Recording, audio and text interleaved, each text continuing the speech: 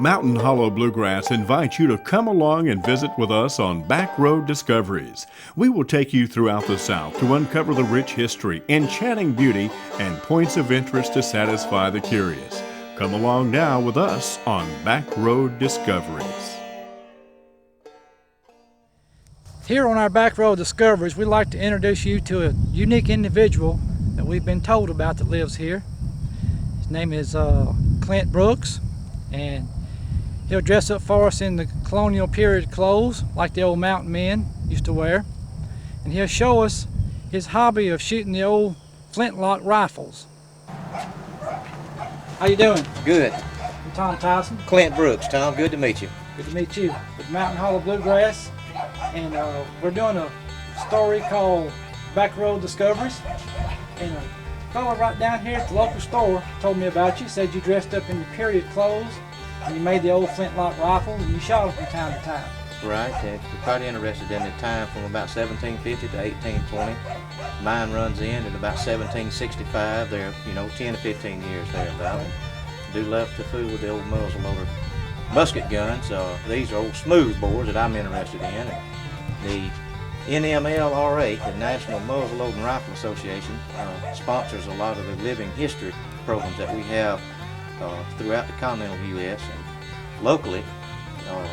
Depending on what time of the year it is, we like to go to Fort Toulouse, just above Montgomery, in the Wetumpka area, and they have the Pioneer Day Rendezvous up there, and Sheila and I both love to go, and I dress a little period, take my old flintlock guns, and people that like to ask questions about the things that people engaged in, how they live, to the best of my ability. I like to explain it to them, and I like to promote it, because it's days that are gone, and if people don't get to see some of this living history, it just goes under the bridge, so to speak. So we like it. I thoroughly enjoy it, and I love to show people, especially those people that have a genuine interest in it. And you mentioned the flintlock rifles, Tom. I've got one particular gun here is a smoothbore. It's a 62 caliber. This gun was versatile. It could be used to shoot fowl from the air, shoot game with a round patch round ball, such as a deer, your larger game, and you could shoot buckshot in this gun. So for a hunter, this gun was more versatile than using it as a military weapon. And then this type gun would be called American Flint Fowler. And there's a fellow up on the East Coast that makes a lot of the parts for these guns, and I've used a lot of his parts, but the stock on this gun I hand carved out of a tree, out of a big poplar tree, probably 18 inches in diameter. The barrel is seamless tubing, has a little carbon in it, so it's a little hard of steel, and hopefully the strength will keep us together for many years. And as soon as we get a chance, Tom, I'd like to demonstrate to y'all how we fire these old guns. I'd love to see that. It's something else. A lot of character about it, and I love it every time I pull the trigger. Okay. You don't always have ignition every time you pull the trigger, but very few times will it fail on you. Okay.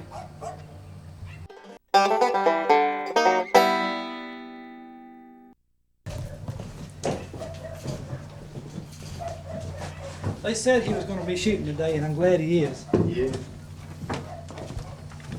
Clint, these places you were talking about a while ago, these areas are all in the state of Alabama, is that right? You can move these targets on. Yes, sir.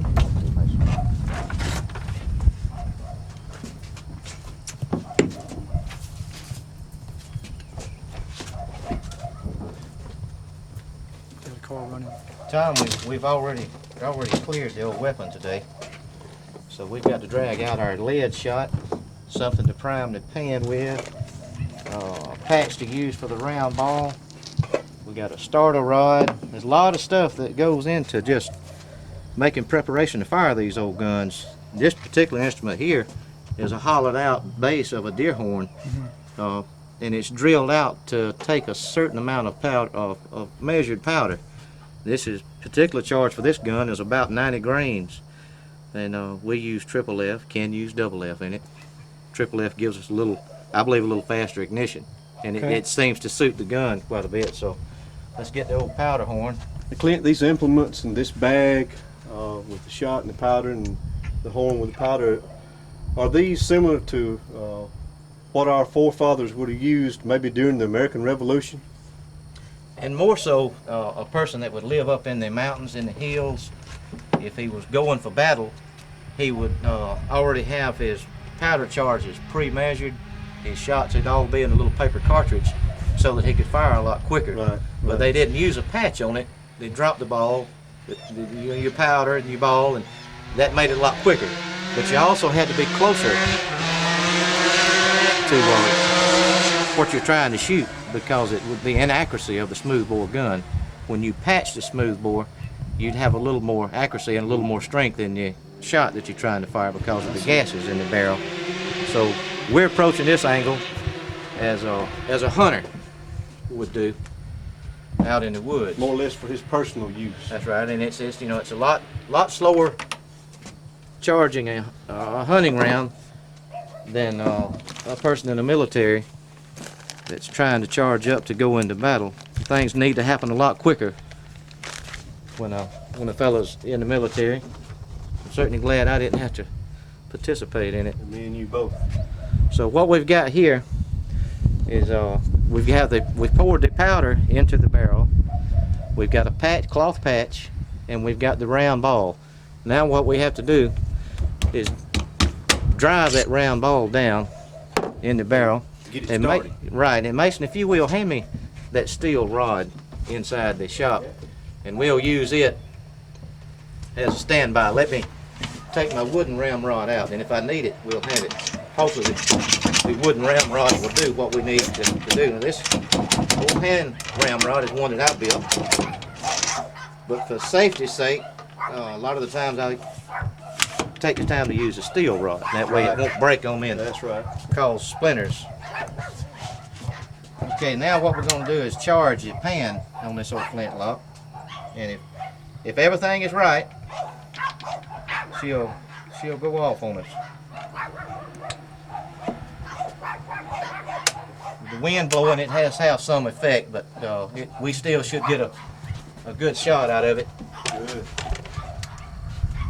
And stand to the side so that you don't get a blowback on you.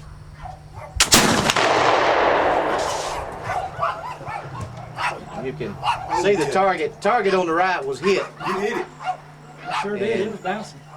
You're looking at about 75 yards with a smooth bore. It's like throwing a piece of lead down through a piece of smooth pipe. So if people say they're inaccurate, well, it depends on what you call inaccurate. You made it as accurate.